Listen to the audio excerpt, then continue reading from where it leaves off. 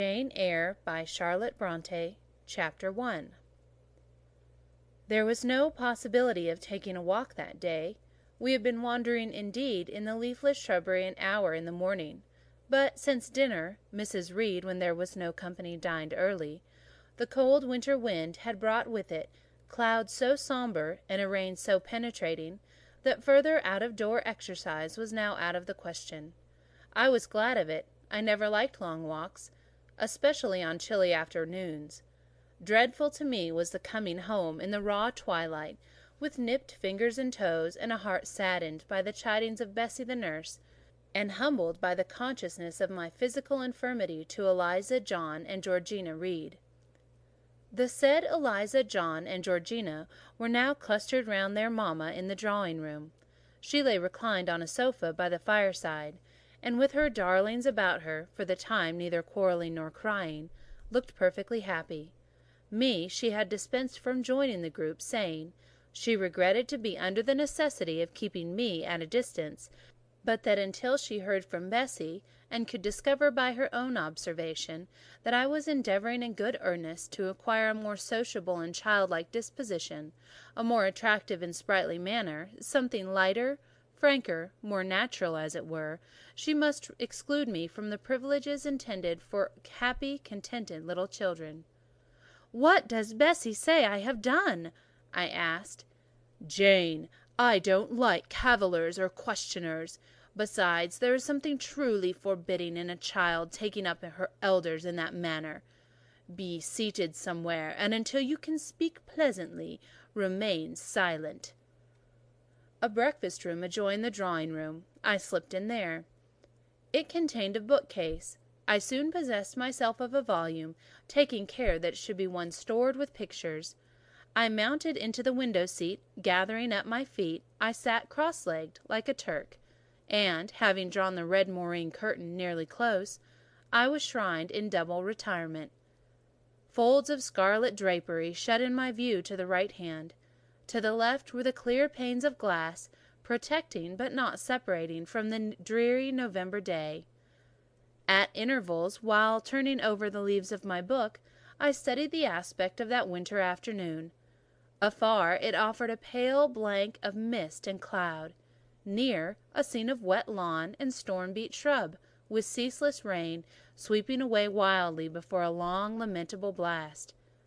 I returned to my book, Bewick's History of Birds. The letterpress thereof I cared little for, speaking generally, and yet there were certain introductory pages that, child as I was, could not pass quite as blank. There were those which treat of the haunts of sea-fowl, of solitary rocks and promontories, by them only inhabited, of the coast of Norway, studded with isles from its southern extremity, the Lindness or Naze, to the North Cape, where the northern ocean in vast whirls boils around the naked, melancholy isles of Farthest Thurle, and the Atlantic surge pours in among the stormy Hebrides. Nor could I pass unnoticed the suggestion of the bleak shores of Lapland, Siberia, Spitzbergen, Nova Zembla, Iceland, Greenland, with the vast sweep of the Arctic zone and those forlorn regions of dreary space. That reservoir of frost and snow, where firm fields of ice, the accumulation of centuries of winter, glazed in alpine heights above, surround the pole and concentre the multiple rigours of extreme cold.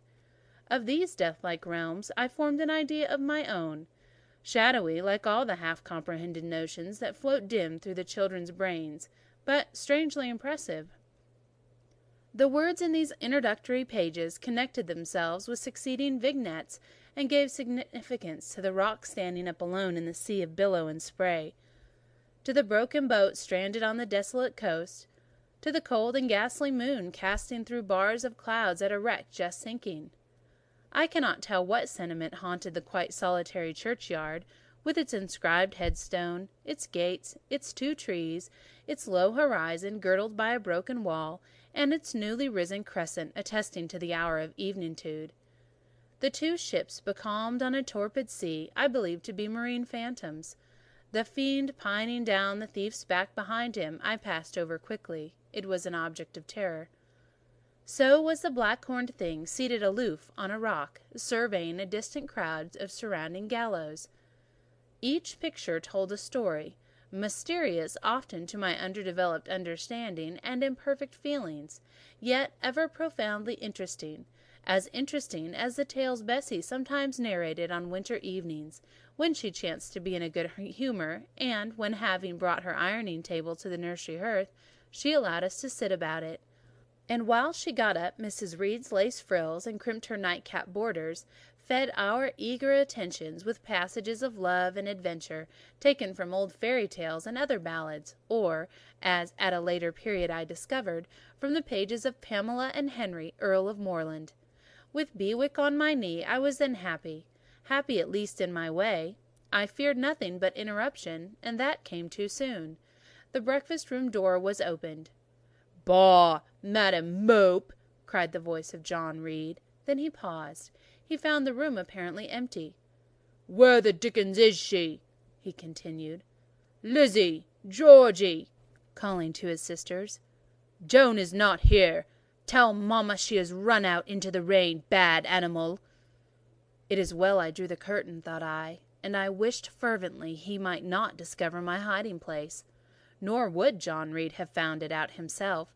He was not quick, either of vision or conception, but Eliza just put her head in at the door and said at once, "She's at the window-seat, to be sure, Jack." And out I came immediately, for I trembled at the idea of being dragged forth by the said Jack. "What do you want?" I asked, with awkward diffidence. "Say, what do you want, Master Reed?" was the answer. "I want you to come here," and seated himself in an armchair. He intimated by a gesture that I was to approach and stand before him. John Reed was a schoolboy of 14 years old, 4 years older than I, for I was but 10.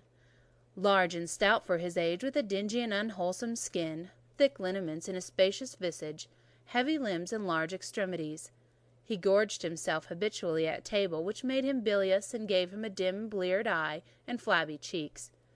He ought now to have been at school, but his mamma had taken him home for a month or two on account of his delicate health.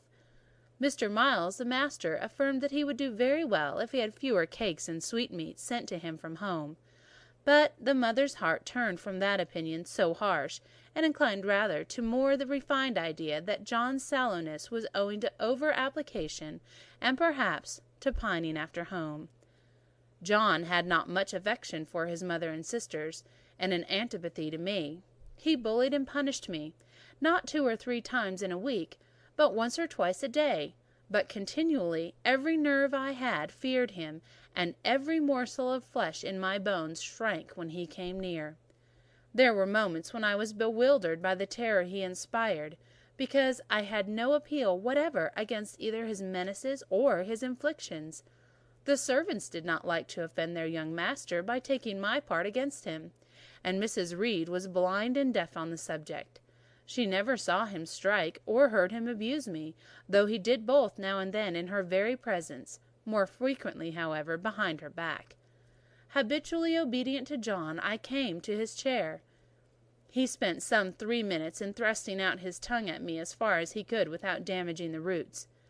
I knew he would soon strike, and while I dreaded the blow, I mused on the disgusting and ugly appearance of him who would presently deal it.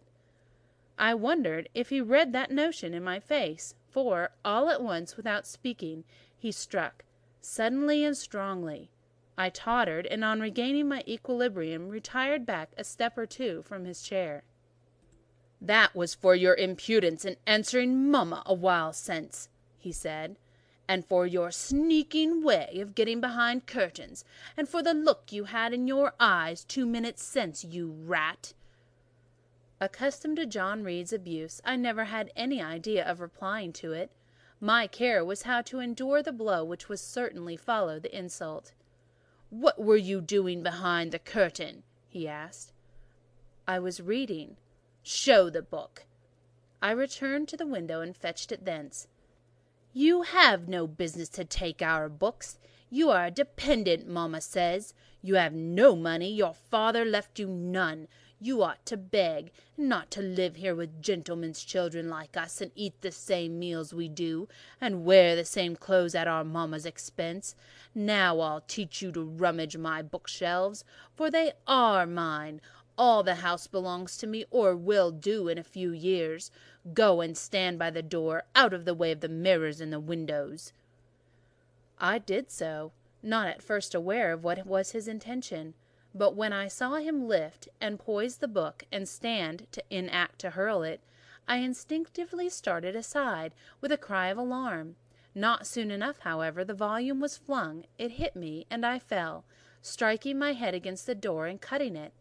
The cut bled, the pain was sharp. My terror had passed its climax, and other feelings succeeded. "Wicked, cruel boy!" I said. "You are like a murderer. You are like a slave-driver. You are like the Roman emperors." I had read Goldsmith's History of Rome, and had formed my opinion of Nero and Caligula, and etc. Also I had drawn parallels in silence which I never thought thus to have declared aloud. "What? What?" he cried. "Did she say that to me? Do you hear her, Eliza and Georgina? Won't I tell mamma? But first—" He ran headlong at me. I felt him grasp my hair and my shoulder. He had closed with a desperate thing. I really saw him a tyrant, a murderer. I felt a drop or two of blood from my head trickle down my neck, and was sensible of somewhat pungent suffering. These sensations for the time predominated over fear, and I received him in a frantic sort. I don't very well know what I did with my hands, but he called me "Rat! Rat!" and bellowed out loud. Aid was near him. Eliza and Georgina had run for Mrs. Reed, who had gone upstairs. She now came upon the scene, followed by Bessie and her maid Abbot. We were parted, and I heard the words, "Dear, dear, what a flurry to fly at Master John! Did anyone ever see such a picture of passion?" Then Mrs. Reed subjoined, "Take her away to the Red Room, and lock her in there." 4 hands were immediately laid upon me, and I was borne upstairs. End of chapter 1.